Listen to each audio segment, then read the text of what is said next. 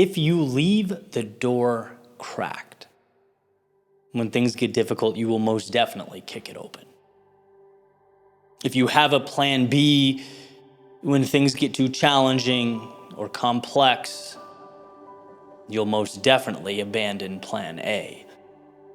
To truly succeed is to cut off the lifelines.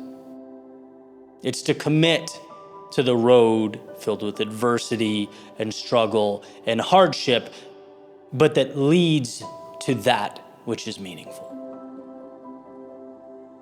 Over the weekend, I was invited to join my friend Evan Carmichael at his mastermind to talk a little bit about YouTube and my experience with it, my progression over the years.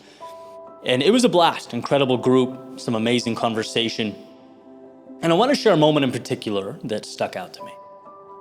I was talking about essentially the journey from 0 subscribers to where I am now, some tips, inflection points along the way.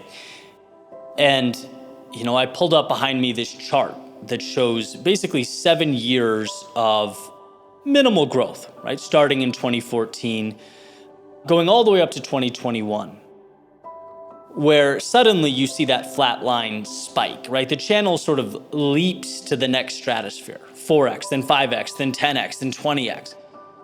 After years of consistency, you see this sort of exponential curve. And my point is, I didn't change my craft at all. I was speaking and sharing stories the same way that I always had, right? The way that I loved to do it. What changed was the packaging. It was the titling and the thumbnail images and the branding, stuff that because I enjoyed and was immersed so deeply in the creative process that I kind of ignored, right? All that stuff was an afterthought, which is funny when you think about it, right? To work so hard on something and then to sort of mail in or not pay attention to the marketing component that opens the door to what you're offering. So that was what would flip the switch. And, I was thinking the group would want to dive fully into it. Okay, Eddie, what were those thumbnail adjustments? What was the titling? What was the branding that you did? But to my surprise, people were far more interested in, Eddie, how the hell did you not quit during 7 years of minimal growth? How'd you do that? Were you tempted to quit? Did it cross your mind? And so I've been thinking more and more about the question. And I think there are a variety of reasons. Didn't really give an in-depth answer at the mastermind. So I'm going to share now and see if I can unpack this a little bit. First and foremost, I genuinely love what I do. I saw those 7 years every day getting up to dive into this as a chance to do something truly meaningful. I felt in my own personal world like I was doing something that mattered. And to me, that's foundational. My metric wasn't necessarily YouTube numbers. I was aware, don't get me wrong, but I would just be excited when I finished a speech if I felt it was powerful. My game was trying to move myself to tears playing back something I created. If it was powerful to me, that would be a W. Maybe it won't get millions of views, but I know this is good, right? It's like the Oprah metaphor I've used before. When Oprah walks into a bakery and declares it amazing, suddenly everyone, hears Oprah and wants the cakes and the donuts or whatever's in the bakery.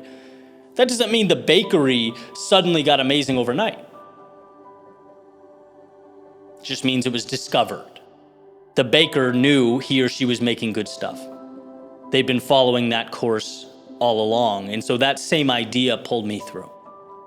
Second, as I said in the intro, I didn't leave the door cracked at all, right? I knew this is what I was going to do. This is the arena I was going to continuously attempt to improve in, and I was either going to be poor doing this or successful doing this, but I was going to do it. And so that saved a lot of internal deliberation when something I created, quote unquote, failed or the result was underwhelming. There's nothing for me to discuss. I'd have bad days, absolutely. There were days where I felt so down on myself that, I couldn't get out of bed, right? Few and far between, but it happened. Felt like I was letting my family down at times. I felt like I was a disappointment, felt like I was losing some imaginary race, all part of the process. But here's what I always did. I recovered and kept going. I regained perspective. I got on the phone with people that mattered to me.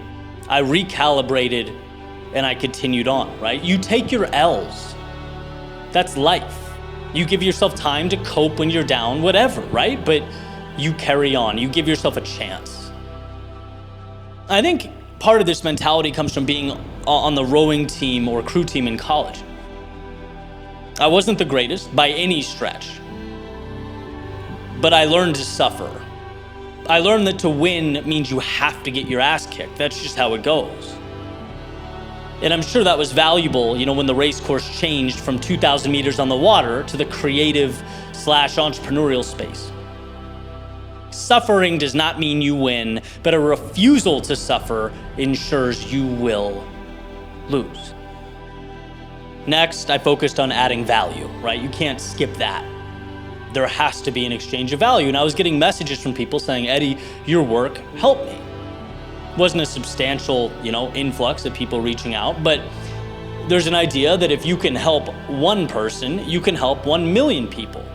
It's not a can I do it question, it's a logistics question, it's a scaling question, which means it's just a matter of time,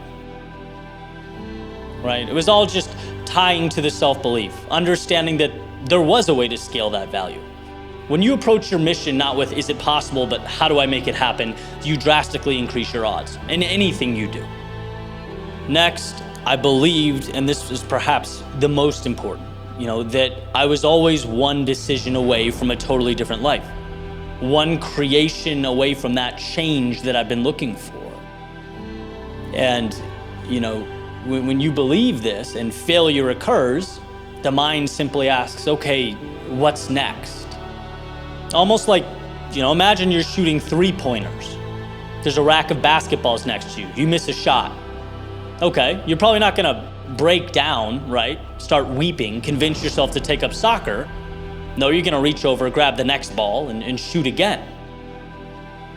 The possibility of what's next trumps the previously missed shot because of the opportunity, because it's there, because it's tangible, because you just have to pick it up and fire away again. And life provides, using the same metaphor, an endless rack of basketballs. It will allow you to shoot as many shots as you're willing to shoot. The next one could be the one that falls. And every rep increases that likelihood. Just like your next creation could be the one that changes everything. Lastly, there was a continued commitment to adjust. See, if you're not winning, if you're falling short, yet you continue to do the same thing over and over and over again, you're not going to improve, right? It's continuously showing up, it's commitment, it's consistency, but there has to be a willingness to evolve. There has to be some type of learned advantage. So next time you show up, you're a little bit smarter, a little bit more intelligent. It's that commitment to try, adjust, that ultimately, over time compounds into something bigger than the sum of its parts. There's a saying, you can't stop someone who refuses to quit. I think that's right on the money. But it's important to note, I think implied in that quote is that the person doesn't just keep trying to, jam that square peg into the round hole. No, they're asking every day, what's one little thing I can do better? When I reapproach it next time, how can I be a little smarter?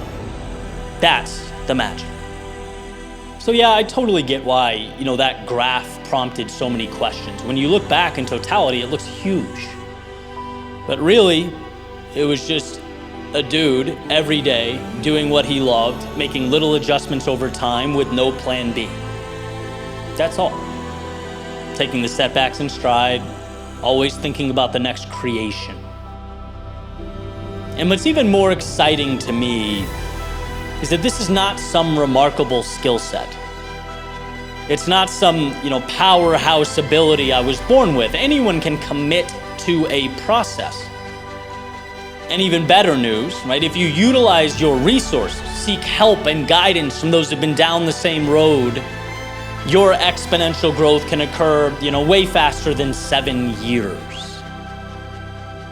Just don't leave that door cracked.